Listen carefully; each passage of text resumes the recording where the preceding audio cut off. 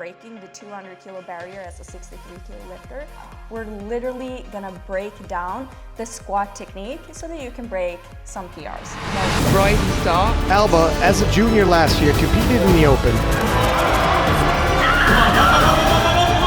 And it is match totals for Alba and Chiara heading into deadlift. Easy work of that. Ow! And look at Alba! 2024 edition from Sweden, Alba Boström. Hello everyone and welcome to another video, and in today's video I'm gonna go over how to get a good squat. We're literally gonna break down the squat technique so that you can break some PRs, and that pun was definitely intended. With that said, in this video, the first thing that we're gonna cover is 5 fundamental tips in order to achieve a good squat. Throughout the entire video, I will also walk you through some of the most common mistakes that I do see people do in their squat that is hindering them from increasing the weight that they're lifting, and also that is hindering their confidence level under the bar. And also, in the end of this video, I am going to go over 7 advanced technique tips that are gonna help take your squat to the very, very next level. However, this is something that will only be available in our community, ALLSTRENGTH. You can click the link to learn more and if you want to join. These tips and these steps for the squat technique is something that I learned both from my own journey from 7 years of competing at a high level, from taking national and Nordic records in the squat, breaking the 200 kilo barrier as a 63 kilo lifter, but it's also something that I've learned from having coached more than 1,000 other people over the last 4 years and coaching them to hit new squat PRs and records as well. So with that said, let's get into the video. Tip number 1 is the walkout. And this also brings us to the most common mistake that I see people do. What I see them do is they basically just neglect how to walk the bar out from the squat rack. So common mistakes in this category is setting the bar rack height too high or even too low, or they walk out way too fast without any control, or they don't take any time to get tight before they do so. And the reason why this is mistakes is because if you do not get tight or focus on the walkout, literally just think about it like this. When you're standing outside of the rack with a heavy weight on your barbell, you already get a weight on your back. And when you have something over you, it's really hard to get tight. Imagine being loose and all of a sudden someone is gonna throw you a roof and you're gonna have to hold it there. You wouldn't be able to because you're not tight. But if you can really, really get tight and prepare yourself a little before someone places that roof on your hands, you will be more likely to be able to lift it. So if you do not get tight, if the weight is high and heavy, you're not gonna be able to stand there. Your confidence is gonna be bad and you're gonna feel like the weight is way heavier than it is. You can have a really heavy weight on your back, but you can make it feel easy if you do a proper walkout. And this is why people can walk out a much more weight than they can actually squat. So with that said, how do you do the walkout? Well, first off, you want to place the rack height just below shoulder height, okay? And this will ensure that your knees, when you go under the barbell, are bent. So you want to make sure that you have bent knees. Now what you want to do is really focus on making sure you tighten your upper back by pressing your elbows towards the sides of your body. Take a big, deep in-breath through inside your tummy. And now what you want to do is literally just lock your knees. So your knees are bent, and what you want to do is you just want to literally lock them out quickly and explosively with a lot of power, and that way the bar will all of a sudden be up from the rack. After you've done this, you don't want to walk out super fast, because when you do so, you're gonna lose tension, the tension you just built up. So instead, you want to take 2 to 3 maximum amount of steps and go backwards very slowly. with control. You don't have to necessarily be super slow, but do it with control, making sure you keep tension. And I like to squeeze out air at the same time with some puffs, like that.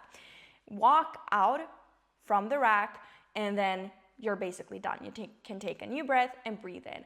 But doing it this way is going to ensure that you actually create tension and that you're ready for that heavy load. And if the bar feels easy on your back, well, you're gonna have more confidence than you can squat it. So that's the walkout. And another mistake that I also see some people doing is that they're actually walking forward with the bar instead of walking backwards. So that's another thing. You will have a way better and more solid lift off if you do take steps backward instead of going forward. The second step to a good squat is to find your perfect stance. What I mean by this is how you stand with your feet and the width that you have between your feet. And here, there's no right or wrong answers. There are people that squat super narrow with their toes pointed straight forward, and there are those that have literally like a sumo stance, standing really wide with their toes pointing straight out to the sides. So you literally just have to find what works for you. If you're new to the squat, literally just start with shoulder width apart and see how easy or hard is it for you to hit depth. If you find that one stance, maybe a narrower stance, makes it harder for you to hit depth, then try a wider stance. If you find that maybe one of them hurts, for example, maybe your hips hurts because you're very tight. If you have a wider stance, try a more narrow one. If you feel like your knees hurts because your knees travel forward a lot, try a wider stance. So you can play around with this, and this literally is just going to be dependent on you and what feels good for you. So play around a little bit. You can also do an air squat and just with no weight at all and see what feels the most comfortable, and then try to replicate that when you're doing the actual squat. But so basically you see both the stance width and also how much you want to point your toes out. Because the more you point your toes out, usually the easier it gets to go to depth, but some people still don't like it and feel like they have more control and strength when their toes are pointed forward. So just play around with it.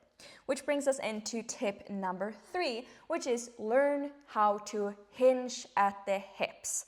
Which brings us to the common mistake I see people do, number 2, which is that people focus only on bending at the knees when they squat. I think so many people see people squatting and we see that they're bending their knees, so we focus on bending our knees. But what happens when you focus just on bending your knees is that your knees tend to travel forward more. And when your knees travel forward more, it will actually be harder to hit depth. Your knees have to travel forward in order to hit depth, yes, but you're gonna be limited to the amount of ankle mobility that you have. And you could have really good ankle mobility and still not be able to hit depth when you're only bending at your knees. That's my case, for example. So what you want to do in this squat is you want to hinge at the hips. And this means that you, while maintaining a neutral back, push your glutes and your hips backwards. And when you do this, your your upper body is going to lean forward a little bit. That is okay. And you're gonna feel a stretch in your glutes and the top of your hamstrings when you're doing this. So you basically want to focus on pushing and driving your hips back as you go down. This means that you're gonna be also incorporating hip mobility into whether or not you can hit depth. So if you sit back a lot and you still can't hit depth, that probably means you're very stiff in your hips. Or that you're stiff in your ankles because your knees can't travel forward enough as well. So you want to have both parts. Your knees are going to bend, but a common practice is to either bend at your hips and your knees at the same time, or bend at your hips first, pushing them back, and only after that do you bend at the knees. And this means you may lean a little bit forward, and that is okay. You don't have to be straight, super upright when you squat. For most people, a more natural position is going to be leaning a little bit forward, especially if you have longer femurs.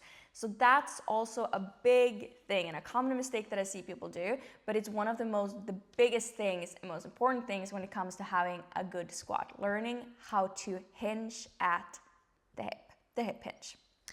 Okay, Tip number 4 is a little bit related to this. It's where to place your eyes and your head, basically. So what you want to focus on is you want to have a neutral back and spine at all times, and your neck connects to your spine.